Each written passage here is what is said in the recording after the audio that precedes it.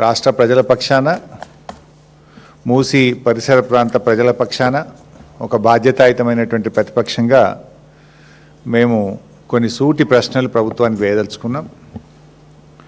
ముఖ్యంగా మళ్ళీ చెప్తున్నాం,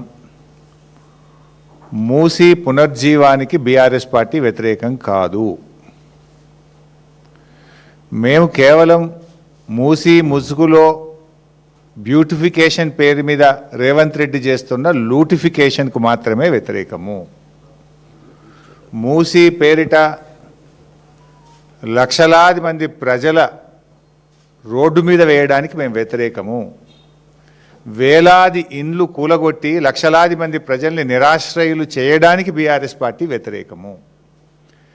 బీఆర్ఎస్ పార్టీయే, మా ప్రభుత్వం, మా నాయకుడు కేసీఆర్ గారు, కేటీఆర్ గారు ఆ రోజు మూసీ బ్యూటిఫికేషన్కు మేము శ్రీకారం చుట్టాం. ఒక్క ఇల్లు కూల్చకుండా, మూసీలోకి మురికి నీరు రాకుండా మేము ప్రణాళికలు రచించాం. దాదాపు 4,000 కోట్లు ఖర్చు పెట్టి 32 ఎస్టీపీలు కట్టింది బీఆర్ఎస్. కాళేశ్వరం ప్రాజెక్టు ద్వారా గోదావరి నీళ్లను తెచ్చి మూసీలో వేసి ఆ మూసీని శుద్ధి చేయాలని ప్రణాళికలు రచించింది బీఆర్ఎస్. సో మీరు దాన్ని కొనసాగించండి. కానీ ఈరోజు రేవంత్ రెడ్డి గారి ప్రభుత్వం మూసీ ముసుగులో రియల్ ఎస్టేట్ వ్యాపారం చేయడాన్ని, మూసీ ముసుగులో పేదల ఇండ్లు కూల్చడాన్ని, మూసీ ముసుగులో లూటిఫికేషన్ను మాత్రమే బీఆర్ఎస్ వ్యతిరేకిస్తుంది.